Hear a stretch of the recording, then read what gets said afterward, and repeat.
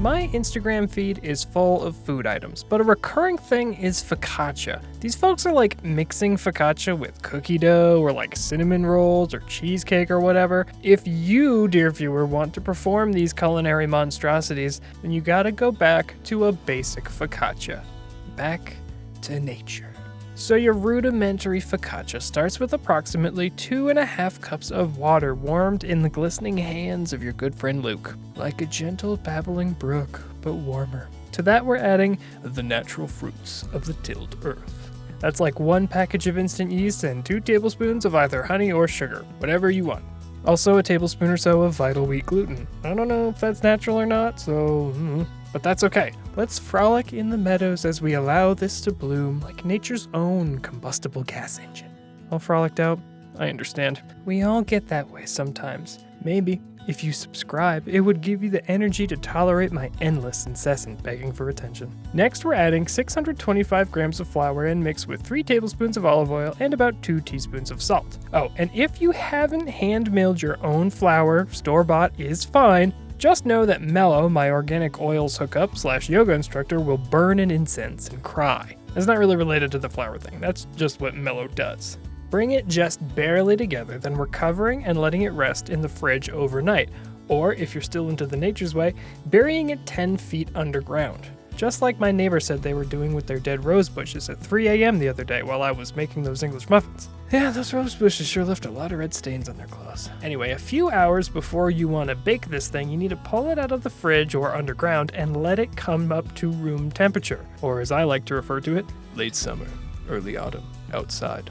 A light breeze. Somewhere along the Appalachian Trail or maybe along the coast of Italy, wherever focaccia is enjoyed. This gives us time to well grease our baking dish of choice thoroughly on all sides. We don't want stickage because nothing sticks in nature, except, sticks. But that's not what we're talking about.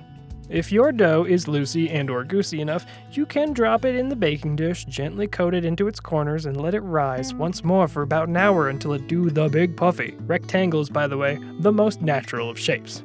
That's going to give us some time to heat up our oven to a whopping 450 degrees, the most organic and natural of all temperatures probably. Once you're done, it's time to do the thing that I imagine people enjoy way too much, which is drizzling it with a little bit more olive oil and getting to the dimpling part with your fingers.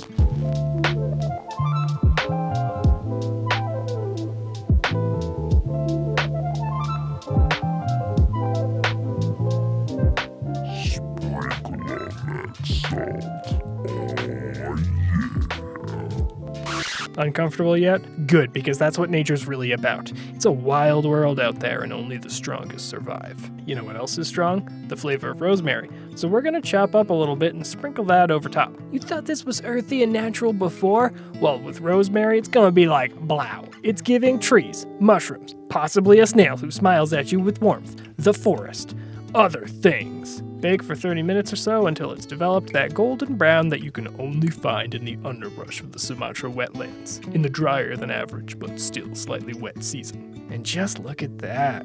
Using nothing but nature in its most basic forms, we have crafted a baked good. We don't need cookie dough or cinnamon bun stuff to enjoy this experience. We're amongst the squirrels and the badgers and the Bigfoot, living one with the earth and her delicious bounties. Check out some of our other videos. We have a lot of horrifying fast food rip-off things in case you got a little too natured out from this one. Not me. I eat a pound of trees every day. It's called cauliflower, and it's fancy.